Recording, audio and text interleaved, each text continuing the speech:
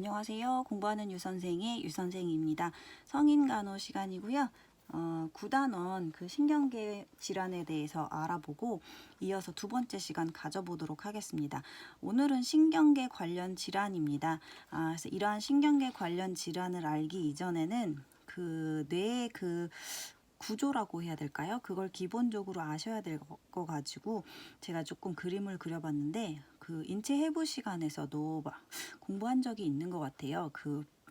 제가 그 경지연이라 그래가지고 두피 밑에 두개골이 있고 그 다음에 경지연, 경막, 지주막, 연막 이런 순서로 되어 있다고 말씀드렸었는데 여기서도 보면 가장 밖에 두피가 있고요.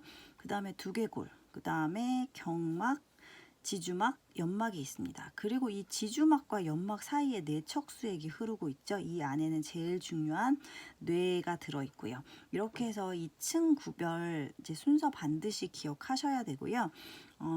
이러한 그 층을 기본적으로 알고 계신다면 첫 번째 급성 경막 외 출혈입니다. 경막 외니까 경막 위쪽으로 출혈이 있는 거겠죠. 그러니까 경막하고 이 두개골 사이의 출혈입니다. 그래서 이게 가장 바깥쪽에 있는 나름의 그 막이기 때문에 이 출혈이 가장 흔한 그 두개골 출혈이고요. 두부의 외상으로 인해서 이게 증상이 나타날 수 있겠고 의식의 변화가 오고 반신마비 및 동공 확대 이런 것들이 동공 산대 이런 증상들이 온다고 합니다. 치료로는 이제 수술법 당연히 이제 수술 들어가야겠죠. 머리 뚜껑 열어가지고 하는 그러한 수술들이 들어가야 될 것 같아요.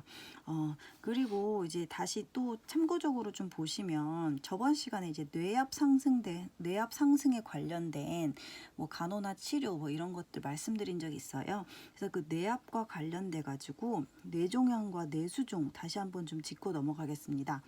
뇌종양은 두개골 내에 생기는 모든 종양을 뇌종양이라고 합니다.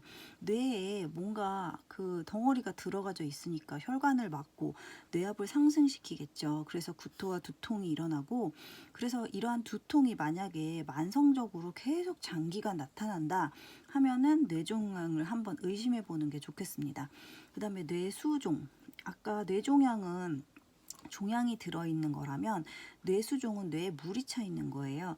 이게 뇌척수액 생산과 흡수의 불균형으로 인해서 아니면 그 지나다니는 뇌척수액 통로의 폐쇄 이런 걸로 인해서 과잉 축척이 되고 그래서 뇌압이 상승이 되는 증상인데요. 어린이 소아 그 뇌수종 그 아동 간호에서도 배웠었는데 그 소아수도증 자체는 머리 둘레가 상대적으로 굉장히 커지는 증상이 나타나고요. 그 외에는 이제 두통이나 구토, 의식 저하와 강직성 발작이 일어나는 게 특징이 되겠습니다. 뇌종양과 뇌수종은 뇌압의 상승으로 일어나는 병이다라고 알고 계시면 될 것 같아요. 그 다음은 이제 뇌질환 관련돼 가지고 경막하 출혈 보겠습니다. 경막하 아래 하니까 위에 그림에 보시면 이 경막의 아래 그러니까 지주막과 붙어 있는 그쪽 경막과 지주막 사이의 출혈을 말하겠죠. 그래서 알코올 중독이나 간질 환자, 동정맥 기형이나 뇌종양 등을 가진 사람들이 이제 유발 인자가 될 수도 있고요. 혼수, 그다음에 제내 경직이라고 해가지고 이게 혼수가 오면은 팔다리가 과대하게 신전되는 그 증상을 제내 경직이라고 한다고 합니다. 반신마비, 안면마비 올 수 있고요.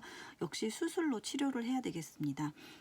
그 다음에 이제 중요한 게 만약에 뇌가 손상됐을 때는 반드시 이게 저혈당인지 그 인지가 안 되기 때문에 이때 포도당 공급이 줄어서 뇌세포가 빨리 죽고 뇌에 손상을 주게 되어 있습니다. 그래서 뇌 손상 시는 이런 거 뇌에 당 공급이 되고 있는지 아닌지를 즉각적으로 빨리 파악해서 그 처치를 하는 게 꼭 필요하다고 하겠습니다. 그 다음에 이제 지주막하 출혈입니다. 지주막하니까 그 그림에서 보시면 연막과 지주막 사이 그 뇌척수액이 있는 그 통로 거기가 지주막하겠죠. 그래서 지주막하에 출혈이 있고 이게 굉장히 위험해요. 다량 출혈 시에는 의식이 소실되고 소량에는 두통의 구토가 오고 너무 깊숙한 곳에 이제 그 출혈이기 때문에 굉장히 어려운 수술일 것 같고요. 뇌출혈 방지가 일단은 수술의 목적입니다. 이렇게 뇌가 만약에 출혈을 일으켰다 했을 때는 가장 중요한 거는 동공 크기를 자주 관찰해주는 그 치료법이 우선적으로 돼야 되겠습니다. 얘도 좀 포인트로 꼭 알아두세요. 그 시험에 좀 자주 나오더라고요. 그다음에 뇌내 출혈입니다. 뇌 실질. 막을 다 뚫고 이제 그 안에 정작에 제일 중요한 쪽에 그 뇌 실질 내의 출혈이고요. 고혈압 이런 걸로 인해서 그 안에 혈관이 터지는 그런 증상이 되겠죠. 그다음에 일과성 허혈 발작입니다. 뇌 국소 부위의 일시적인 허혈 상태로 경한 뇌졸중이라고 볼 수가 있고요. 혈전에 의해서 혈관이 막히거나 일시적으로 그 혈액이 공급이 안 돼서 혈관이 좁아지는 상태를 말합니다. 혈전 형성 예방 혈전이 만들어지는 걸 예방하는 그런 약물 치료 요법이나 수술을 통해서 치료를 할 수가 있겠고요. 그 다음은 이제 뇌동맥류입니다. 뇌혈관의 약화로 뇌동맥에 이상이 생기는 건데요. 그 파열전에 증상이 없어서 경미한 두통 이런 것들만 있고요. 파열 시에는 바로 또 의식 없고 구토 증상, 재내 경직 이런 것들이 나타난다고 합니다. 그 뇌혈관벽 자체가 꽈리처럼 이렇게 부풀어 오르면서 파열이 되는 거죠. 그래서 이거는 선천성인 그 혈관 자체의 결함이라던가 아니면 그 혈관의 퇴행성 나이가 들므로써 그 탄력이 잃어가지고 그 꽈리처럼 부풀어 나오는 그런 증상에 의해서도 나타나겠습니다. 수술 요법으로 치료를 할 수 있겠고요. 수술 후에는 뇌압을 상승되는 걸 막기 위해서 침상 머리를 반드시 올려줘야겠습니다. 그 다음에 뇌에 중요한 그 질환 중에 하나가 치매입니다.